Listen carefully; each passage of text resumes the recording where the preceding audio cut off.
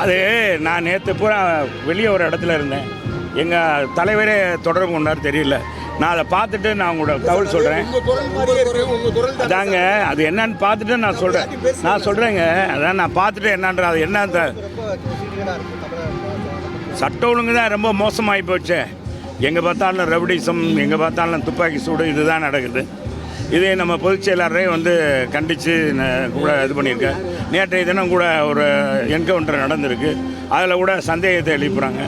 பொதுவாக காவல்துறை இன்றைக்கு சுதந்திரமாக புரட்சித் தலைவர் அம்மா ஆட்சியில், எடப்பாடியார் ஆட்சியில் இருந்த மாதிரி காவல்துறைக்கு சுதந்திரமாக செயல்பாடு இல்லை என்பது தான் அவங்களுடைய கைகள் கட்டப்பட்டிருக்கு என்பது தான் நிதர்சனமான உண்மை என்பதை இந்த நேரத்தில் தெரிவிச்சுக்கிறேன். எங்களால் மட்டும்தான் காமராஜர் ஆட்சியை தர முடியும்னு அன்புமணி சொல்லியிருக்காரு சார். எங்களால் மட்டும்தான் காமராஜர் இப்போ அன்புமணி காமராஜர் ஆட்சியை கொண்டு வருவோன்னு சொல்கிறார், அவரால் தான் தருவோன்னு சொல்கிறார். இதை காட்டிலும் ஈவிகேஸ் இளங்கோவன் இருக்கார் பாருங்க, 66 பேர் இறந்துருக்காங்க கள்ளக்குறிச்சியில். போன ஆண்டு 23 பேர் செங்கல்பட்டில் இறந்துருக்காங்க கள்ளச்சாராயத்தினால. எங்கே பார்த்தாலும் ரவுடிசம், போதைப் பொருள் நடக்குது. எங்கே பார்த்தாலும் பார்த்தீங்கன்னா வழிப்பறி, செயின் ஸ்னாப்பு, இதெல்லாம் நடக்குது.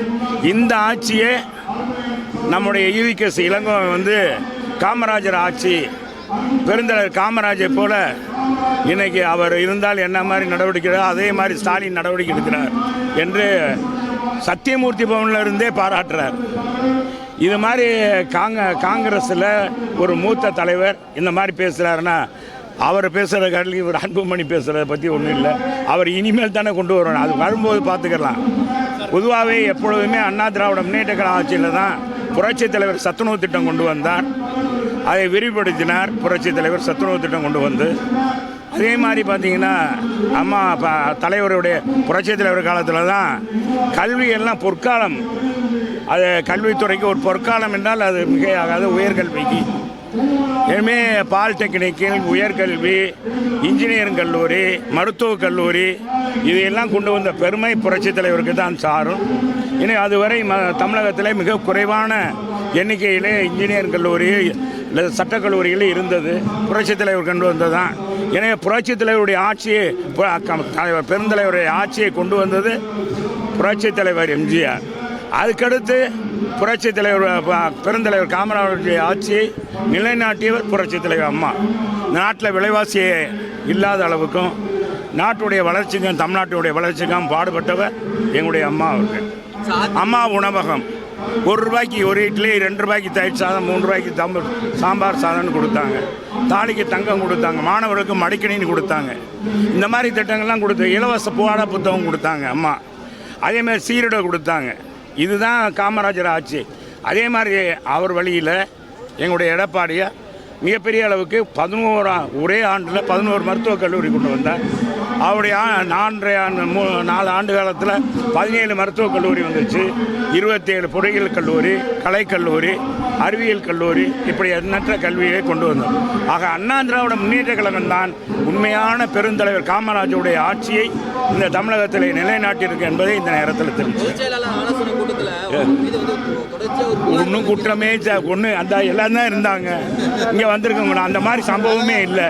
அவர் என்ன சொன்னார் கடைசியில் பேசும்போது, என்ன சொன்னார், 8000 கோடிக்கு மேலே நிதிகளை வாங்கி சென்றார், ஆனால் இந்த ஊரில் ஓட்டு போடலை அப்படின்னு சொன்னார்.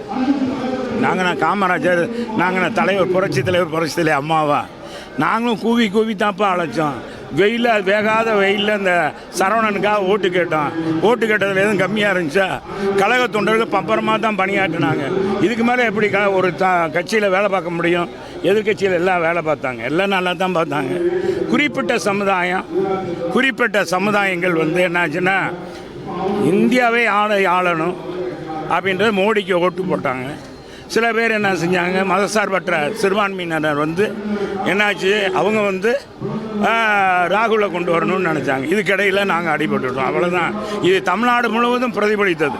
மதுரை மாநகராட்சியில் மட்டும் ஓட்டு கம்மி இல்லை, எல்லாம் இங்கேயாச்சும் 2 தொகுதியில் நாங்கள் ஓரளவுக்கு 2வது இடத்துல வந்திருக்கோம், அதிகமான ஓட்டு வாங்கியிருக்கோம். மற்ற இடங்கள்லாம் இதை காட்டிலும் கம்மியாக இருக்குது. அதை பற்றியெல்லாம் கவலை இல்லை. அதை பற்றி பொதுச் செயலாளர் பேசவே இல்லை.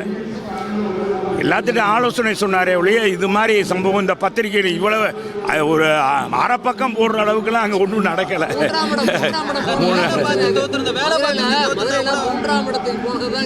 அதாவதுண்ணா மதுரை அண்ணா திராவிட முன்னேற்ற கழகத்தோட கோட்டை.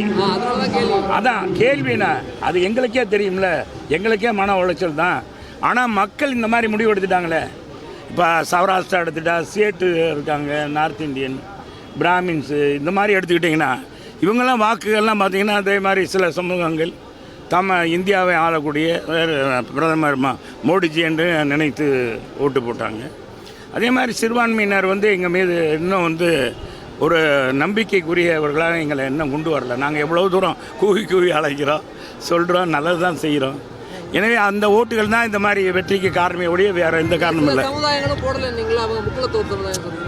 அதான் உறுப்பினர் அட்டை இனி அதை முழுமையாக வாங்கிட்டு எல்லா வார்டுகள்லையும் உறுப்பினர் அட்டை கொடுக்கும். சரி.